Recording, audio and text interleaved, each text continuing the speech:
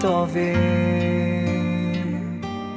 גם בשעות החשוכות של הלילה תמיד יהיה כוכב קטן שיעיר לך את עצמך, את הדרך הביתה. תמיד זה הכי חשוך לפני הזריחה. מיליון רכבות דוהרות עד אוסטרליה, מחפש רחוק את מה שנמצא לך מתחת לאף.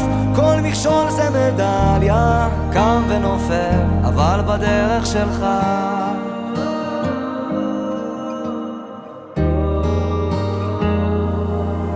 להתמודד עם הפחדים, לקפוץ למים עמוקים, לשחות עד הסוף, להגיע לחוף עד הלילה, להאזין גם לשירים, כי זמרים הם הרופאים הכי טובים שיש למדע להציע.